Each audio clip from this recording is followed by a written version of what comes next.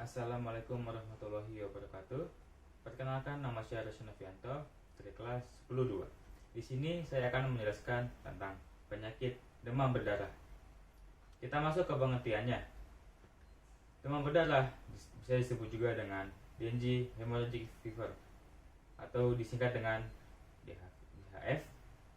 Ini adalah penyakit yang disebabkan oleh infeksi virus dengue, dan penularannya disebabkan oleh gigitan nyamuk Aedes aegypti yang terinfeksi virus dengue, dan hal ini dapat menyebabkan berbagai gejala, dari gejala yang ringan maupun gejala yang berat.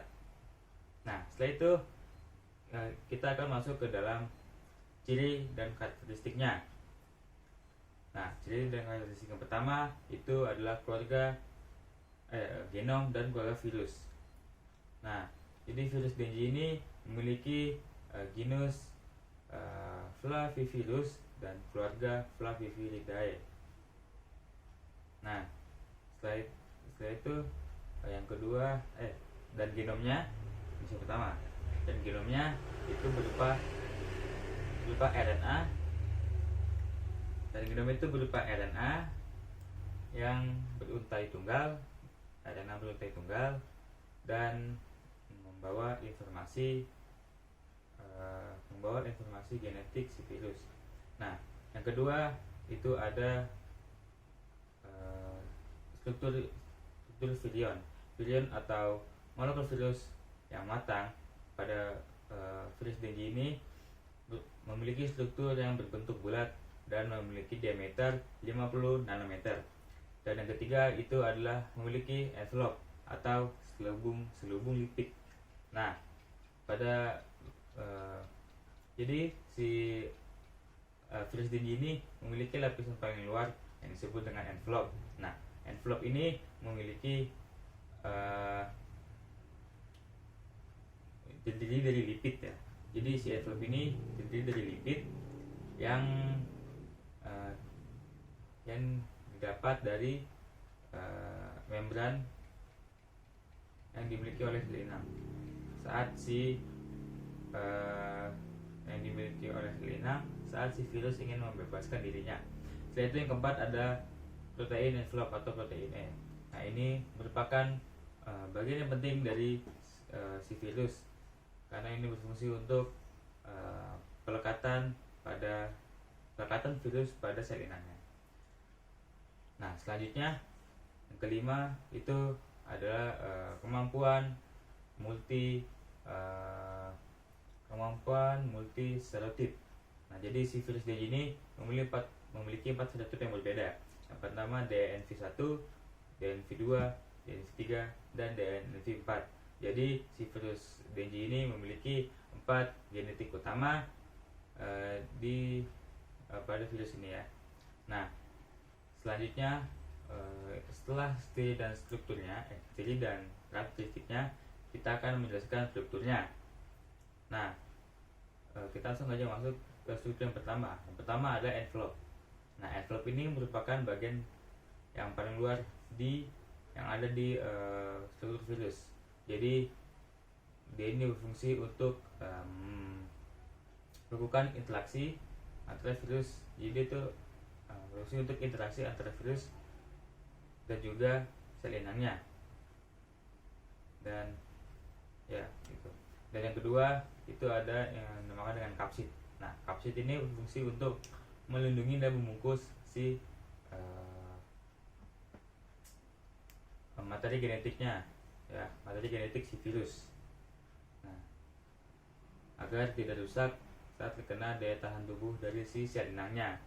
Nah, yang ketiga yaitu ada yang dinamakan dengan membran. Nah, membran ini berfungsi untuk membentuk lapisan luar si virus atau disebut dengan envelope. Jadi si membran ini berfungsi untuk membentuk envelope. Yang terakhir ada materi genetik. Materi genetik yang ini adalah berupa RNA. Ya, materi genetiknya tadi sudah saya kasih tahu, itu berupa RNA dan juga ini membawa informasi genetik si virus untuk melakukan replikasi ke sel inang. Nah, setelah itu yang kelima itu ada yang dinamakan dengan matriks protein. Nah, matriks protein ini berfungsi untuk membentuk struktur si virus dan juga menjaga kestabilan si virus pada saat terjadinya infeksi di dalam sel inang. Nah, yang keenam itu ada yang dinamakan dengan integras. Nah, integras ini berfungsi untuk menjaga kestabilan dan menjaga kelangsungan hidup si virus di dalam sel inang saat jadinya infeksi, ya, atau replikasi. Nah, setelah itu yang ketujuh adalah protes. Nah, ini berfungsi untuk pematangan, ya, yaitu berfungsi untuk pematangan dan pembentukan si virus, ya, di dalam sel inang. Dan terakhir itu adalah reference test, ya, itu berarti. Ya, ini fungsi mirip seperti materi genetik, yaitu membawa informasi genetik si virus. Nah, setelah struktur, saya akan menjelaskan tentang gejala yang terjadi ketika seseorang mengalami penyakit demam berdarah. Nah, gejala yang pertama itu adalah demam yang tinggi. Nah, demam yang tinggi ini terjadi pada 40 derajat Celcius atau 105 Fahrenheit dan bahkan bisa lebih dari itu. Selanjutnya, gejala yang kedua itu adalah mual dan muntah. Jadi seseorang akan merasa mual disertai dengan muntah. Nah, gejala yang ketiga itu adalah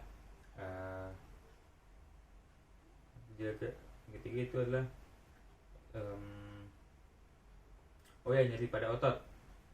Kasusnya jadi yang kedua, jadi nggak apa-apa. Nyeri pada otot. Jadi seorang akan merasa nyeri pada otot yang biasa disebut juga dengan nyeri belakang mata, atau disebut juga dengan nyeri tulang, ya, disebut dengan nyeri tulang. Nah, setelah itu struktur yang keempat, gejala yang keempat itu adalah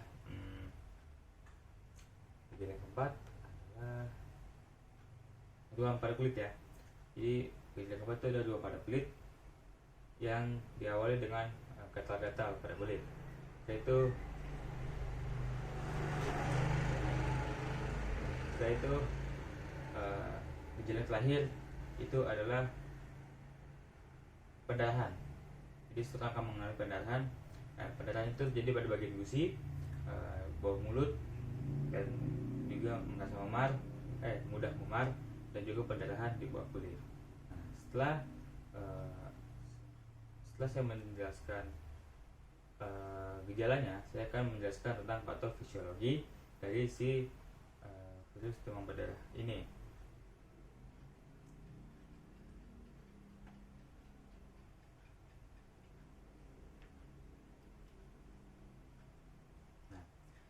Nah, di sini patofisiologi demam berdarah itu diawali dengan infeksi virus DNG, dan infeksi virus DNG ini dibagi menjadi dua, yaitu asimptomatik dan simptomatik. Nah, asimptomatik adalah terjadi ketika seorang terinfeksi virus DNG tetapi tidak menunjukkan gejala apapun. Dan simptomatik itu seseorang menunjukkan gejala. Ini jadi ketika seorang menunjukkan gejala seperti demam tinggi, mual, muntah, sakit kepala, hingga nyeri di otot seluruh tubuhnya, ya. Setelah itu ada infeksi DNG simptomatik dibagi menjadi undifferentiated fever atau sindrom infeksi virus, dan demam DNG atau DD sebagai infeksi DNG ringan.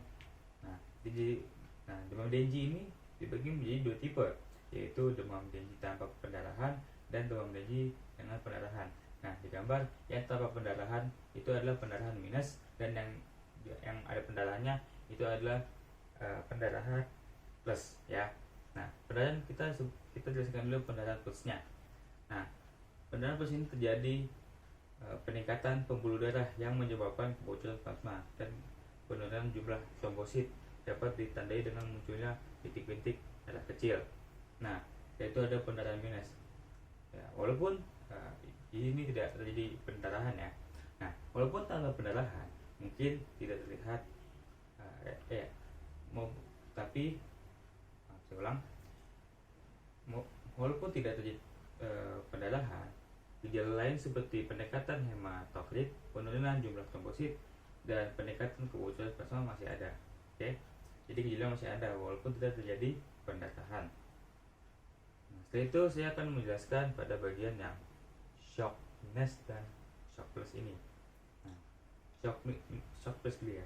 Shock plus ini adalah kondisi yang mengancam jiwa yang terjadi akibat peningkatan kebocoran plasma yang signifikan, penurunan volume darah, dan gangguan sirkulasi. Yaitu yang shock minus itu terjadi shock adalah terdapat tanda-tanda kebocoran plasma yang cukup signifikan seperti peningkatan hematokrit, penurunan jumlah trombosit, dan peningkatan kebocoran plasma.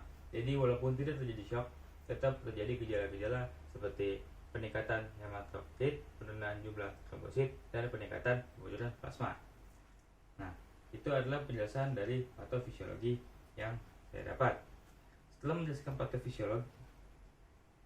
menjelaskan patofisiologi, saya akan menjelaskan tentang pencegahan yang dapat kita lakukan agar tidak terjadi demam dengue atau demam berdarah. Ya, di pencegahan yang pertama itu adalah bisa kita lakukan dengan cara pengendalian nyamuk. Jadi kita akan mengurangi mengurangi populasi nyamuk di sekitar kita. Dengan cara apa? Dengan cara membuang air yang menggenang ya. Setelah itu pencegahan yang kedua bisa kita lakukan dengan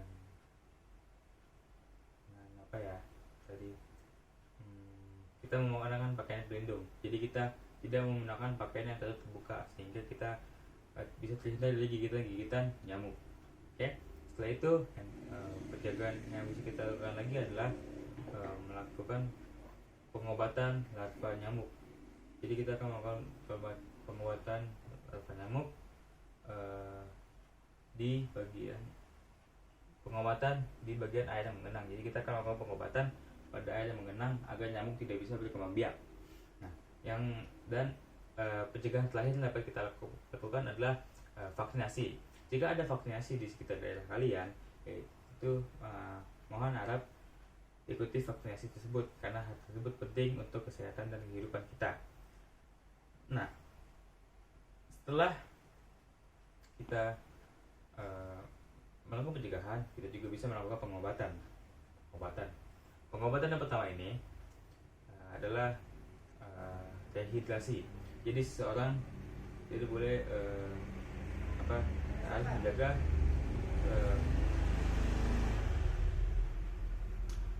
menjaga untuk jadi seseorang menjaga keseimbangan cairan tubuhnya agar tidak dehidrasi dan tidak terkena dan dapat menyembuhkan penyakit demam berdarah ini. Nah, yang kedua itu ada penanganan medis. Pengobatan penanganan medis ini dapat dilakukan dengan penanganan atau memantau perkembangan penyakit ya, bahkan atau perawatan yang perlu dilakukan. Oke. Setelah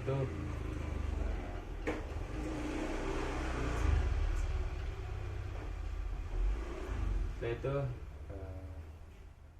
pengobatan ketiga bisa kita lakukan dengan menggunakan obat penurun demam.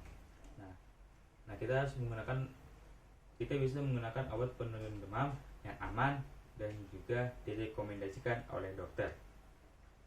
Nah, baik, selesai yang saya jelaskan. Jadi itu saja yang dapat saya jelaskan.